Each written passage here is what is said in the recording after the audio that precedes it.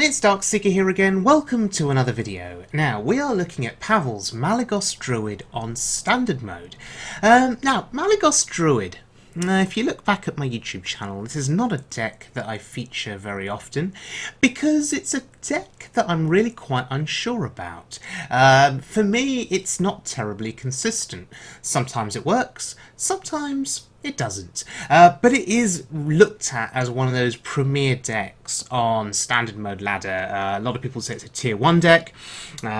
So how does it work? Well, the idea is you ramp up very early, so you play your Wild Growths, your Mire Keepers, ramp up that mana, which lets you play significant threats in the late game. In particular, you're ramping up to the point where, let's say, you can pull off Fandrel combos with Wrath, or with Living Roots. You've got the Emperor to discount your cards, which is significant. Nourish for card draw, Azadrake for spell power and card draw, all synergizing with the Emperor, to the point where maybe in the late game you have a handful of cards that have been discounted with Malygos in that hand, and you can play Malygos and spells like Living Roots or Moonfire to the face and kill them. That's the idea. If needed, Yogg is in this deck for a hopeful or potential board clear. And of course, the MVP, in my opinion, is the double Arcane Giant. Those giants can come out of nowhere, and if they can't be dealt with, you win the game. But what if you don't ramp up? What if you don't get the early ramp and your opponent gets a foothold on the board? What do you do then? You just fall behind and lose. Well, Paval has put in these two Dark Arakoas, those taunts that can sit there on the board, absorb a few hits, protect your face, and then hopefully let you draw and catch up in the game. So, let's have a look at this deck in action here. Let's get to Shaman. Now, when you see Shaman, you expect Tunneltrog, you expect Totem Golem, occasionally the Flame Wreath Faceless, but you expect mid-range or aggro Shaman. In this game, well, it was neither. It was Control Shaman, and I'd find that out soon enough.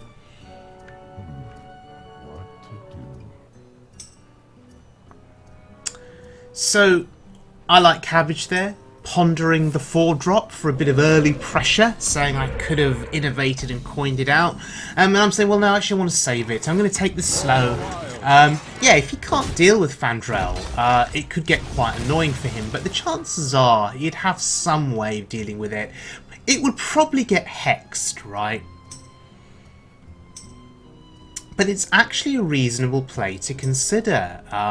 Innovate, coin Fandrel, can't be dealt with, and all they do is hero power for 3 turns. Well, then, yeah, maybe then it'd be worth it. So it is a consideration. And there's my ramp. And I'm actually using the coin to get rid of that. Some of you will look at that and say, misplay, misplay. Well, no, I think keeping a clear board wherever possible is a good thing. Against Shaman, and we don't know what kind of a Shaman it is. I mean, as I say, at this point we don't know. It'll soon be revealed that it is Control Shaman. And there's Barnes. Oh, look! That's incredible. Goodbye. Yep, Sylvanus. It was nice knowing you. It was good to see you, but we're not having you stick around. So, yeah, you see the Sylvanus and you think, okay, Control Shaman? Probably.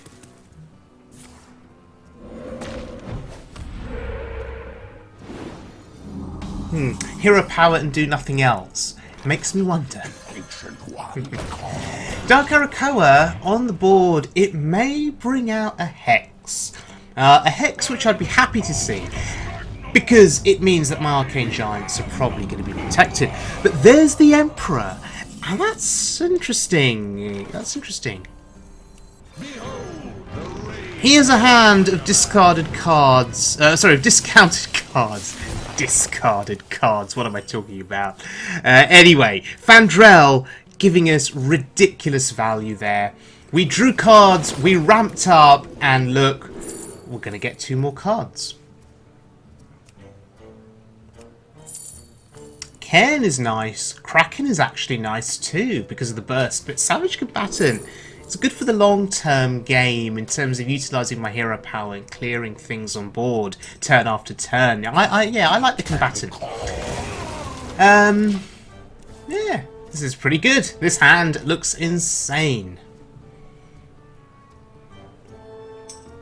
With 10 mana. Yeah, I agree. This is strong. Yeah, for now. And I'm saying because of the slow plays that something big will be coming very shortly. My suspicions at this point when I was playing this game said, yeah, this was probably Control Shaman. But there's a Spirit Clause. Pretty good for him. And the Hex. Wow. He really doesn't want to deal with Fandrel. In his mind, that card just needs to go. And I agree, yeah, for him, from his perspective, Fandrel is bad news. But look at the hand and look at the threats that are on their way. For the wilds. Was there a more efficient way of dealing with that? Did I really want to use the Moonfire there? Maybe I could have just Feral Raged. But no, I have the Combatant on board. I feel like a bit of a waste, right? I don't know. In the end, oh, Farsight, in the end, Moonfire may not be significant for winning this game. May not even need Malygos. Because if you look at the hand, there are 2 giants. We've seen 1 Hex.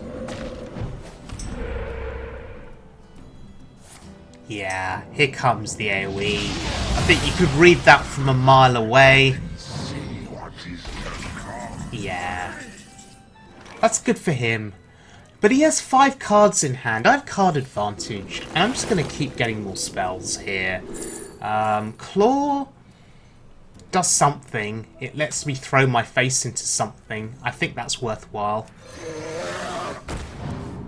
Oh, Wrath. Wow, Wrath for 2.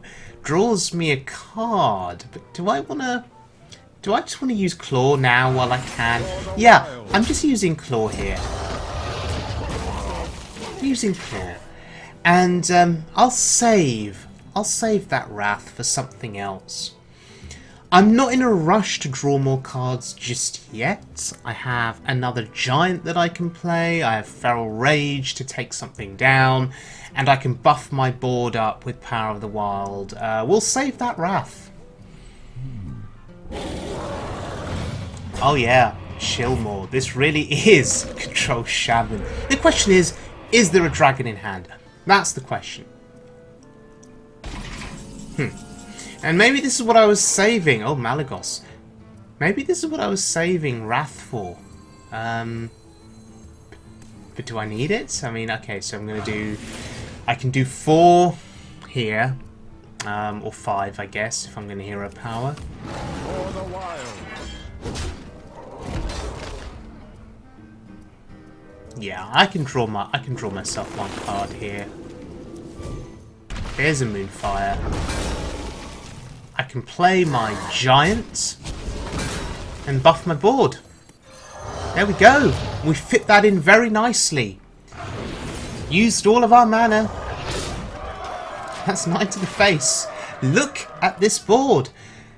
Malygos not even needed. Yeah, that prediction came true. Malygos Moonfire combo not even needed here. Control Shaman. Oh, Yogg. How does he deal with this? Oh, Yogg kills himself. Oh, there we go. Greetings. Greetings indeed.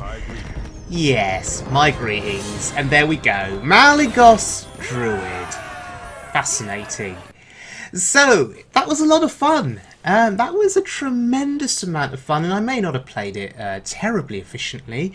But yeah, Dark Arakoa did some work in that game. Arcane Giants really did some work. Fandrel went nuts in that game.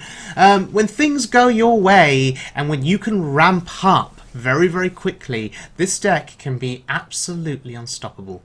Thanks for joining me, everyone. If you enjoyed the video, please do hit subscribe, and I'll see you all again very soon.